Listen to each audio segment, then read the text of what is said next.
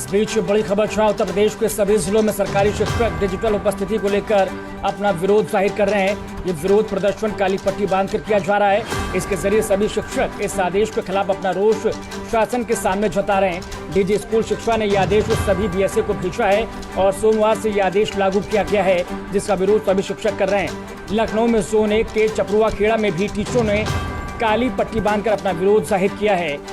अध्यापक का सबसे बड़ी समस्या यह है, अध्यापक जब वो टैबलेट को खोलता है तो 1 घंटे तो घूमता रहता है।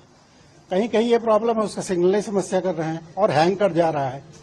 जैसे मूलभूत तो ये समस्या है कि अब वो एक समय निश्चित कर दिया है, तो अध्यापक इसलिए परेशान है कि ये घूमते ही रहेगा, हम अटेंडेंस देंगे नहीं। इस तरह हम जब ऑन पेपर जब हम रजिस्टर में उपस्थिति लगाते थे तब तो सामने बैठे होने के बाद अगर हमारे साइन नहीं होते थे तो भी वो अनुपस्थित कर देते थे। और ऐसे वो उसको डर ये है कि ऐसा न हो कि एकदम लगातार निकाल के, और वहां तो कोई सुनना नहीं। जब यहाँ आके सामने नहीं सुनता है कोई, तो उसको कौन सुनेगा। और साथ में ये भाई आपका सिस्टम काम करे, समय से हो। कुछ अध्यापक ऐसे हैं बेचारे 60-70 किलोमीटर जाते हैं। अब सोचिए कि क्या उस समय रास्ते में जाम हो सकता है। अभी आप आए और रास्ता कितना खराब होगा, देखा होगा आपने। और जो कृष्णानगर से आएगा वो ओवरब्रिज बनने के कारण वो क्या यहाँ तक पहुंचने में समय से पहुंच पाएगा? कहीं रास्ता वो ढूंढ खोजेगा तभी आ पाएगा। तो ये जो व्यवस्थाएं हैं वो ठीक है, चलेगा। अध्यापक जो कर रहा है उसी के अनुसार वो ये डर रहा है वो, ऐसा न हो ये हमारे लिए आफत ये कर दे। बाकी अटेंडेंस से नहीं डर रहा है। 1 घंटे ये से काम नहीं करता है, ये हैंग कर जा रहा है, गोल गोल घुमा करता है सीधे। टीचर्स हैं जो आज काली पट्टी बांध के इसका विरोध करते हैं, और वहीं पे कुछ कई जगह जहां पे जल भराव है वहां टीचर्स पानी में खड़े होकर विरोध प्रदर्शन कर रहे हैं। आप लोगों की मांगे क्या हैं? और देखिए, अधिकारियों से मुलाकात हुई है भी, आपने अपनी मांग बताई? मांगों के लिए तो आज से नहीं है, पूर्व से चली आ रही हैं कि हमको EL दे दीजिए, 15 हाफ CL दीजिए कम से कम। अगर ये वो है कि हम अगर बीमार हो जाएं और स्कूल से हमको पे जाना है तो हम एक तो जब CL लेंगे तो 10 बजे के बाद लेंगे तो अनुपस्थित ही होंगे, हाफ CL लगेगी नहीं, और उस समय CL स्वीकार भी नहीं की जाएगी कि हम भेजेंगे, पता नहीं कैसे निकल गए। तो CL हाफ CL चाहिए कि नहीं चाहिए? हाफ CL का प्रावधान कर दिया जाए, जिससे अध्यापक को आवश्यकता हो जाए तो अपनी हाफ CL लेके अपने कामों के लिए जा सकता है, कोई दिक्कत नहीं हो उसको।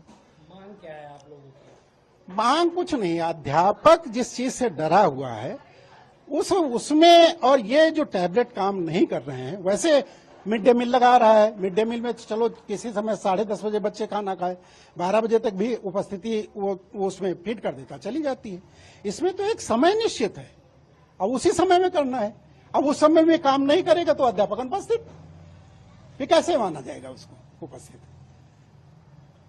जो बच्चे हैं स्कूलों में समय पर उनको बुलाया जाता है जी। अगर टीचर्स को समय पर बुलाया जा रहा है तो उसमें दिक्कत कहाँ आ रही है? इस समय पे तो आता है, कौन टीचर नहीं आता है? उसके लिए तो आपके पास है नहीं, खंड शिक्षा अधिकारी हैं, अन्य अधिकारी हैं, उनके खिलाफ कार्रवाई की जा सकती है। क्या दिक्कत है? तो डिजिटल अटेंडेंस से नहीं, डिजिटल देने में भी दिक्कत नहीं है कोई, डिजिटल अटेंडेंस देने में भी दिक्कत नहीं है। दे भी रहे हैं अध्यापक और देना भी चाहते हैं उनको, लेकिन उनको डर यही है कि अगर हमारा 15 मिनट भी लेट हो गए तो उस दिन का अनुपस्थित लगने के बाद फिर वो वेतन निकलना बहुत कठिन है। या आप समझ लीजिए, यहाँ के लेखाधिकारी के हम आपको बताएं कि हमारा अध्यापक उसका एरियर पड़ा हुआ है, वह एरियर अप्लाई करता है और खट से रिजेक्ट। एक बार लग के आएगा कि इसमें जो आदेश लगाया जाए BSA का, आदेश लगा के भेजते हैं, उसके बाद फिर वो रिजेक्ट। तो एक तो डिजिटल स्कैनिंग से आप लोगों को दिक्कत क्या है, कहाँ समस्या आ रही है? समस्या सबसे बड़ी आ रही, जो ऐप है वही नहीं चल पा रहा ठीक से, वो घूमता रहता है गोल गोल, लोड ही नहीं लेता है। मोबाइल जो टैबलेट है वो हैंग कर जाता है। MDM इससे नहीं होता है। MDM अगर अध्यापक अपने मोबाइल से न दे तो MDM इससे उसकी वो नहीं भेज पा रहे हैं। तो डन। और उसके बाद हमने बताया आपको कि जो अध्यापक सामने बैठा होता है, अगर भूल से उसके साइन रजिस्टर पे नहीं हुए, बीओ आके उसको अनुपस्थित कर सकते हैं, तो इसके विषय में क्या स्थितियां होंगी, वो डरा हुआ अध्यापक उससे है। अगर कहीं न कहीं देखा जाए तो व्यवस्थाओं को सही करने में शासन लगा हुआ है। जो डिजिटल अटेंडेंस है, कई जगह लेट आते हैं टीचर्स, उनके लिए ये सब जो डिजिटल अटेंडेंस है कहीं न कहीं कारगर साबित होगा। तो वो सब कुछ व्यवस्थाओं में सुधार कर दिया जाए, उसके बाद लगाया जाए, ठीक है। अगर ऐसे अध्यापक जो काम चोरी करते हैं या नहीं करते हैं, उनके लिए बिल्कुल वो किया जाए। लेकिन जो व्यवस्थाएं हैं, जैसे सीएल है, हाफ सीएल है, इसकी व्यवस्था ठीक कर दी जाए। कम से कम अध्यापक उसके पदोन्नत की चिंता की जाए, उसका प्रोन्नत वेतनमान की चिंता की जाए। ये भी तो करना व्यवस्था का पक्ष है।